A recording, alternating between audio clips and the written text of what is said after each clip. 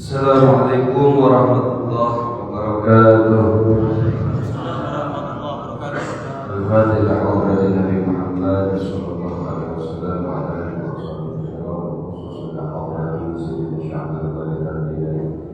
wa a'immatil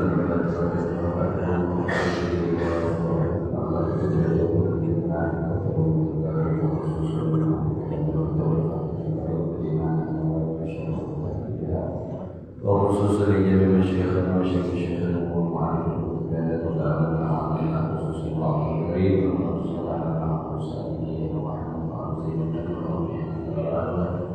وأبي أحمد بن محمد فاطمة وأبي علي بن عبد الرحمن وعبد الصالح بن عمرو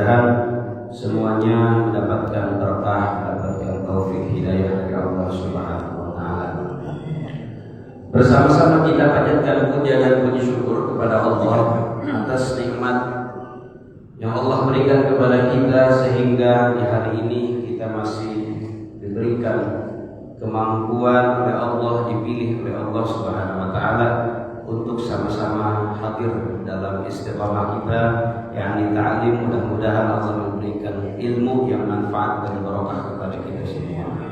Berselawat kepada baginda kita Nabi besar Muhammad sallallahu alaihi wasallam beserta para keluarga, para sahabat, para pengikutnya, umumnya kita semua. Mudah-mudahan kita mendapatkan syafaatnya beliau nanti di hari kiamat. Amin ya Allah ya Rabbal alamin. Kaum muslimin wal muslimat, ibu bapak yang dirahmati oleh Allah Subhanahu wa taala. Alhamdulillah, Allah yahdi liman yasha. Allah memberikan hidayah kepada yang Allah kehendaki. Mudah-mudahan kita termasuk orang yang dikehendaki oleh Allah Subhanahu wa taala untuk mendapatkan hidayah. Allah Subhanahu wa taala tidak henti-hentinya memberikan arahan kepada kita melalui firman-Nya. A'udzu billahi minasyaitonir rajim. Bismillahirrahmanirrahim. Ya ayyuhalladzina amanu la tulhikum amwalukum wala auladukum an dzikrillah. Wahai orang-orang yang beriman, jangan sampai harta yang kalian miliki, anak-anak yang kalian miliki membuat mereka semua menjadikan kamu lalai untuk zikir kepada Allah Subhanahu wa taala. Dan dalam ayat yang lain Allah berfirman, ya ayyuhalladzina amanu qu anfusakum wa ahlikum nar.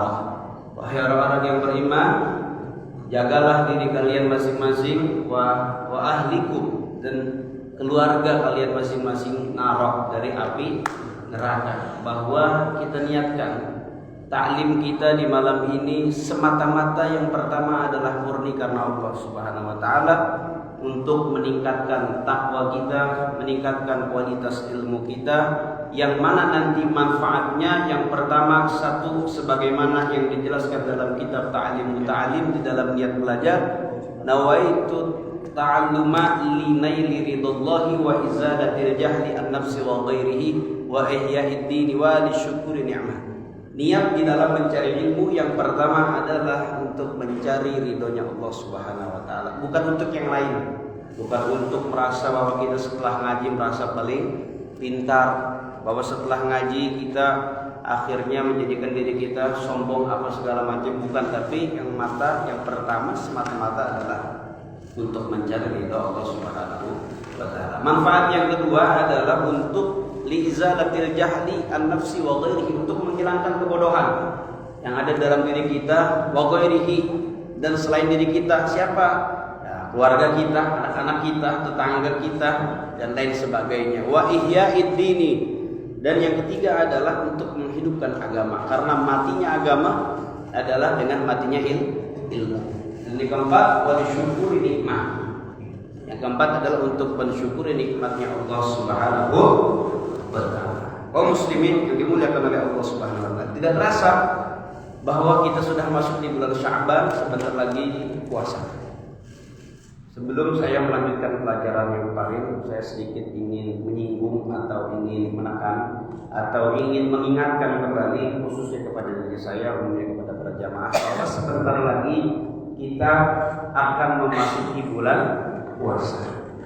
Ada satu hal yang menjadi perhatian bagi kita sebagai umat muslim di dalam persiapan kita menyongsong bulan suci Ramadan. Apa yang disiapkan? Bukan hanya duit.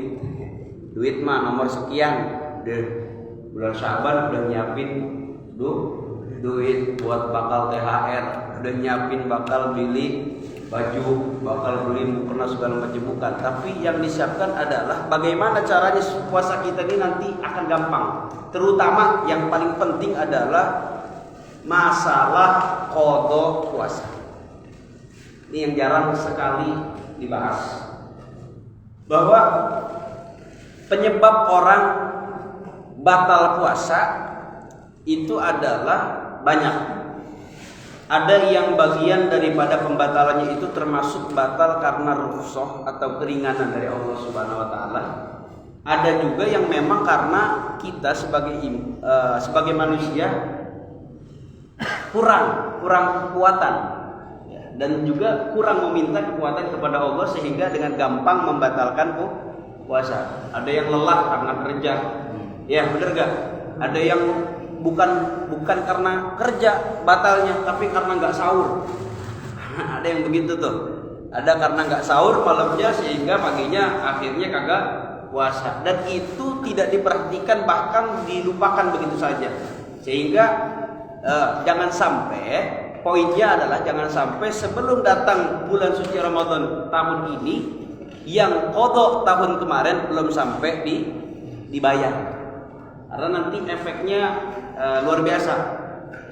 Kita ketahui salah satu sebab boleh batalnya puasa yang termasuk rukhsah adalah salah satunya sakit. Sakit itu termasuk boleh membatalkan puasa. Cuman kita lihat dulu sakit ini bagaimana. Ada yang istimror, ada yang berkelanjutan sakitnya, ada yang cenderung gak bakal mungkin sembuh dengan penyakitnya. Ya, ada yang cenderung juga penyakitnya cuma penyakit biasa. Nah, penyakit yang rukhsah adalah penyakit yang memang ketika kita melaksanakan puasa dikhawatirkan justru malah membuat kita tambah drop. Itu penyakit yang boleh kita batalin puasa. Tapi kalau cuma pilek, ya, kalau cuma pusing, apalagi sakit hati, itu kalau sakit hati kagak usah diapain. Gak usah diturutin, mentang-mentang sakit, Ustaz sakit ini sakit hati, saya ditolak cintanya, segala macam, akhirnya apa? Batal puasa. Nah, ini yang kemungkinan tidak mungkin sembuh penyakitnya, baru itu termasuk yang boleh batal puasa. Termasuk safar, pergi. Safar itu kenapa kalimatnya safar? Sin, fa, dan ro ini maknanya adalah untuk pergi-pergi yang jauh. Pergi-pergi yang ketika berpergian jaraknya sudah mencapai diperbolehkannya seseorang melakukan sholat jamak dan qashar. Berapa? Minimal orang boleh jamak dan qashar adalah minimal 85 km. Ya, kalau cuma dari sini sampai ke pasar itu bukan safar. Saya safar ke pasar tiap pagi Pak Ustadz, bakal gimana nih? Ini nggak boleh. Karena belum termasuk safar. Nah itu yang termasuk rukhsah. Boleh kita batal puasa, tapi ingat dicatat batal hari apa, berapa kali dalam sebulan. Kalau nggak dicatat nanti berabe. Nah, termasuk yang batal-batalnya memang karena disengaja, karena pekerjaan, karena malas atau segala macam. Nah, karena nanti kalau tidak diqodok sampai bulan puasa yang akan datang, imbasnya adalah qala fil majmu' wa man akhara qada Ramadan ma'a imkanihi hatta dakhala Ramadan akhar lazimahu ma'al qada li kulli yaumin mud li anna sittatu minas sahabah radhiyallahu anhum qalu bidzalika. Orang yang mengakhirkan qada, menunda qada, ditunda-tunda di qada nih. Nanti ajalah. Cuman 3 ini. Nanti ajalah. Masih panjang ini baru juga lebaran masa langsung ngodok kan begitu? Baru juga selesai bulan puasa, nanti ajalah ngodonya udah mepet-mepet bulan puasa. Nah ini mumpung masih kita tanggal berapa sekarang Sya'ban ini? Tanggal berapa Sya'ban? 7 benar 7 ya? Coba saya cek dulu. Ya, karena kalau masih agak jauh enak nih yang punya kodon ini masih bisa leluasa tanggal 8. Nanti ajalah karena baru lebaran masa langsung puasa lagi. Nah akhirnya ditunda ma'a imkanihi, besertaan dia sebenarnya mampu untuk mengqadha, punya waktu. Bisa Senin dan Kamis dia niat qadha, di malam Senin niat qadha bulan Ramadan, dan Kamis juga malam Kamisnya niat qadha. Itu juga bisa, malah 2 pahala, 1 pahala qadha, 2 pahala sunnah. Yang tidak bisa adalah ketika sudah niat puasa Senin Kamis tapi sekalianlah qadha tanpa niat malamnya, itu nggak bisa. Tapi kalau malamnya niat qadha tanpa niat puasa Senin Kamis pun ikut langsung nempel. Sebenarnya ada kemampuan, tapi ya itu ditunda hatta dakhala Ramadan akhir, sampai akhirnya masuk bulan puasa kemudian, maka apa yang terjadi? Lazimahu ma'al qadha likulli yaumin mud. Maka wajib bagi dia, di samping dia wajib mengqadha, di setiap harinya dia harus membayar 1 mud, membayar fidyah. Tahu fidyah? Mudnya itu sekitar, kemarin kita bahas di majlis, ada yang bilang 600 gram sekian, ada yang bilang 700 gram sekian. Ya kita buletin aja jadinya 750 gram, kita buletin berapa? 1 kilo lah, kira-kira seperti itu, dilebihin sedikit buat sedekah. Jadi misalkan bapak kodonya 3, ini 3 hari, besok mau puasa, malam kan tarawih tuh, malam tarawih bapak belum kodok, padahal waktunya panjang. Maka bapak besok nanti setelah masuk bulan suci Ramadan, setelah selesai yang 3 tadi harus dikodok, dan di setiap hari harus membayar 750 gram beras. Diberikan kepada siapa? Diberikan kepada fakir miskin. Paham?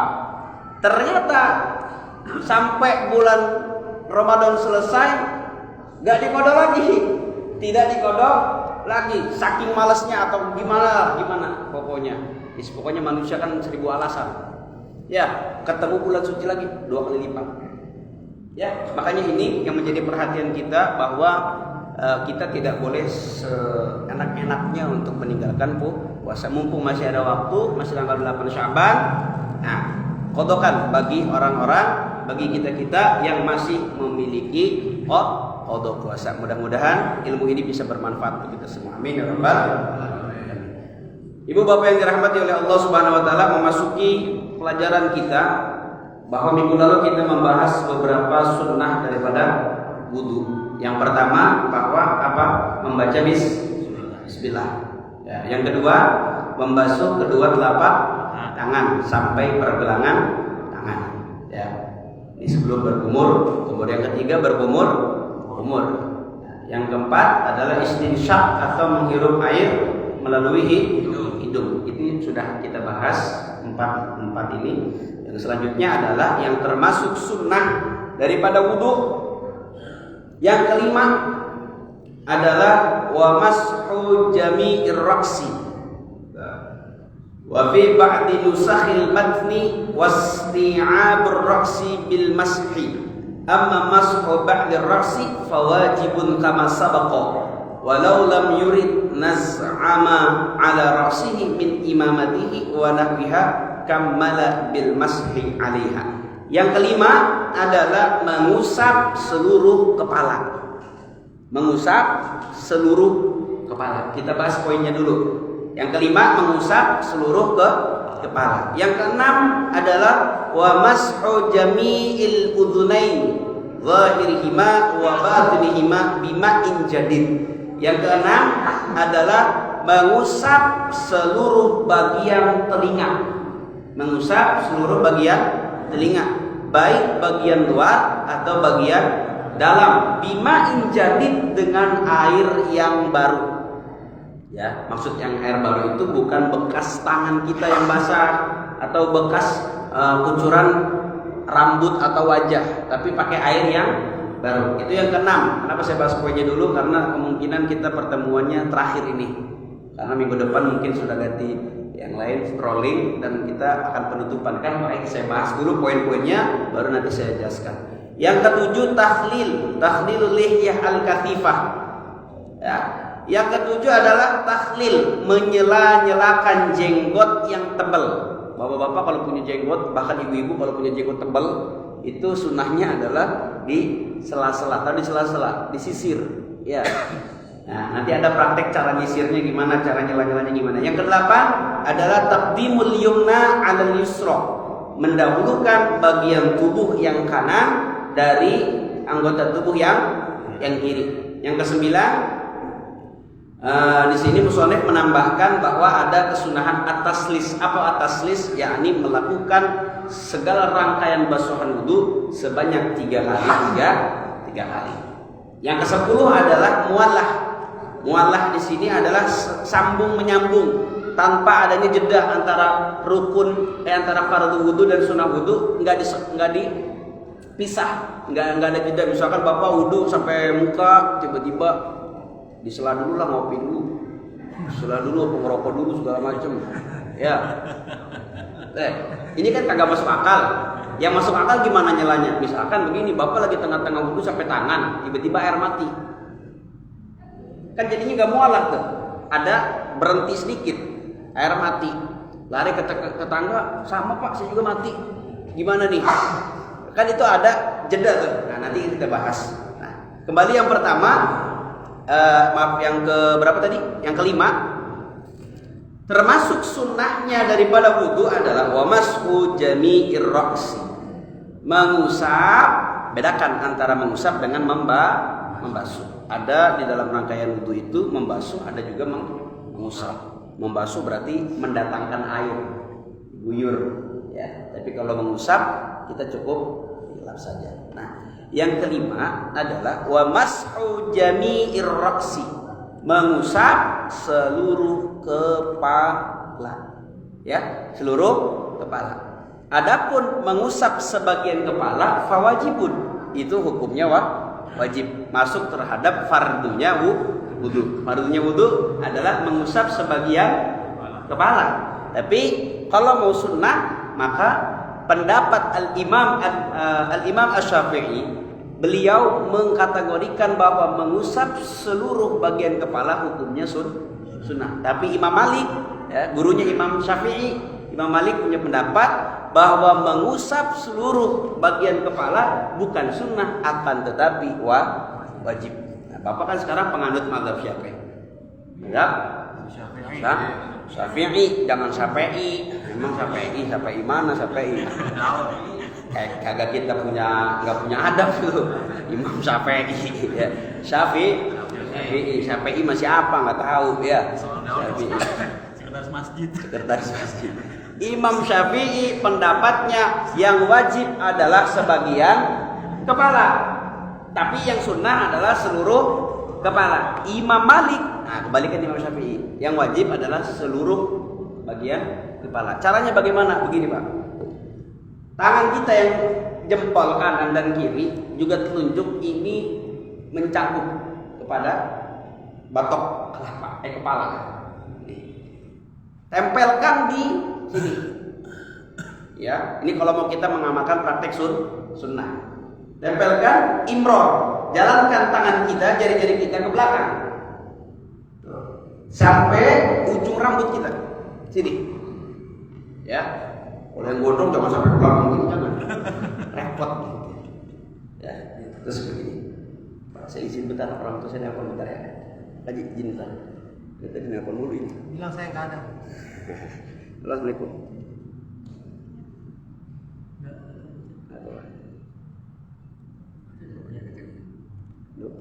Katanya waktu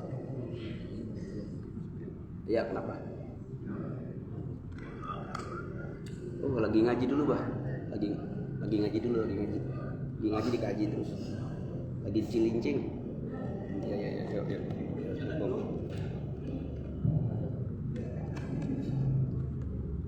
Undangan makan, Bang. Alhamdulillah. Tahu aja kita lapar ya. Kok berudah nih ngaji nih. Tuh, jadi kembali lagi kita mengusap ini dijalankan Bang. Ke depan, dari depan ke belakang.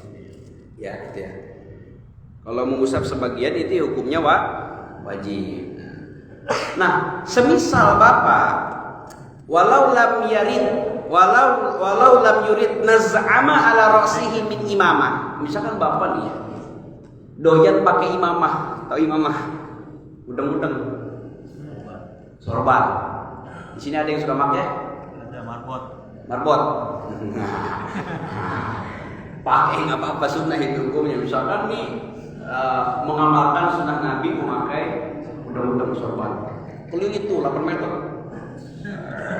Tinggi banget dah. Bisa di belakangnya. Ya yang wajar-wajar aja lah, asal kelilit misalkan. Walau lam yurid nas'ama ala rasi. Nah, yang bersangkutan yang make nggak mau ngelepas. Wah, nanggung nih makainya udah susah.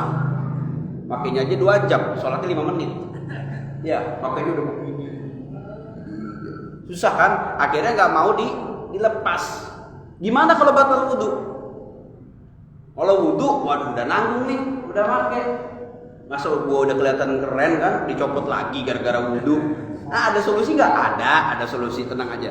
Kalau nggak kepengen dicopot, itu imamah dan semacamnya. Seperti apa semacamnya? Kofeah. Kita pakai, ya. Maka bagaimana? Kamala bil mashi 'alaiha. Kalau Bapak masih pengen mendapatkan kesunahan, kan sebenarnya kalau pakai imamah yang wajib hanya sebagian saja. Imamahnya sedikit ditaikin sedikit begini, rambut sedikit kelihatan, kena air pun sudah cukup. Tapi Bapak pengen ngamalkan sunnah, bagaimana?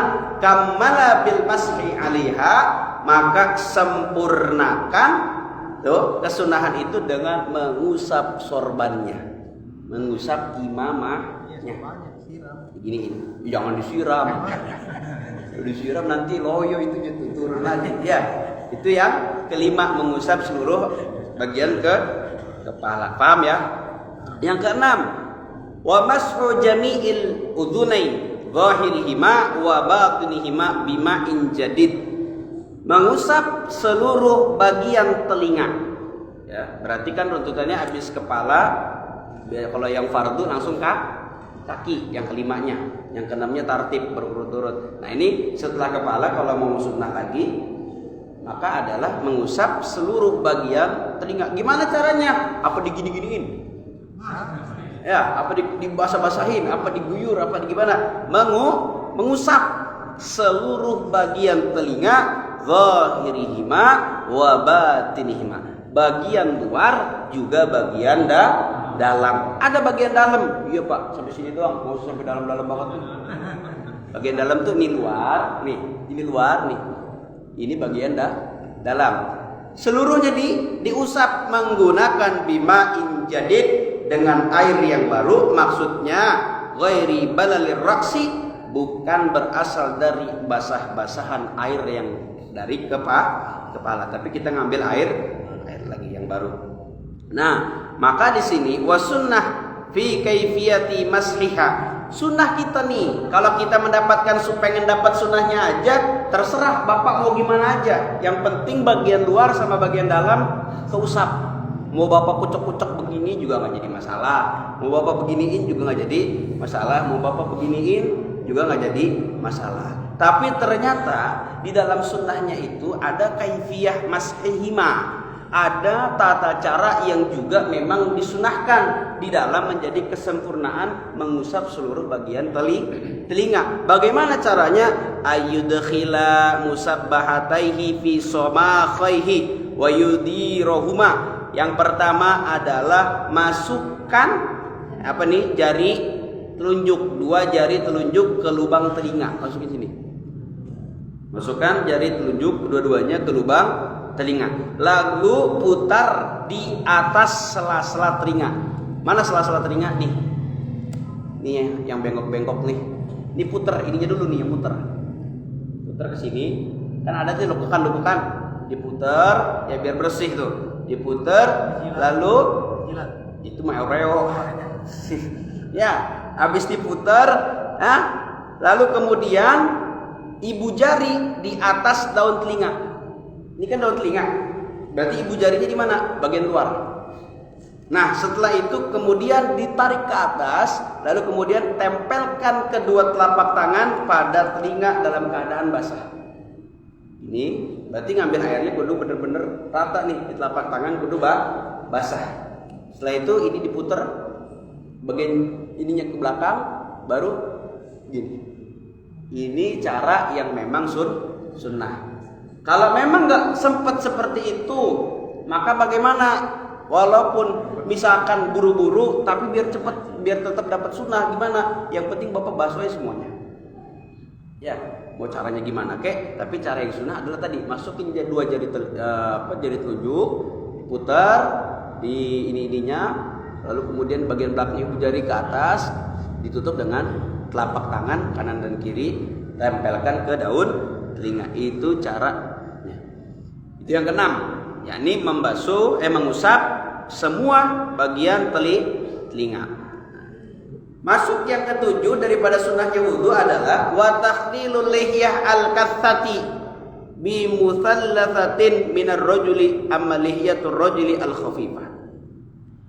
Menyisir atau menyela-nyelakan jenggot yang tebal. Tebal. Bapak jenggotnya yang tebal di sini siapa coba? Ada nggak di sini kira-kira yang tebal? Wah itu mah enggak, itu mah seksi jenggotnya. Ini makan gigi. Ya kalau tebal, bapak kan kalau yang umroh biasa ngeliat tuh orang tuh jenggotnya sampai sini nih. Nah ini kan tata caranya gimana? Maka jenggot yang tebal itu sunnahnya disela-selakan dengan jari. Adapun jenggot yang tipis kalau laki-laki ataupun perempuan ataupun khunsa. Jadi yang berjenggot itu nggak cuma laki, ada juga yang berjenggot ternyata dari kaum ibu-ibu.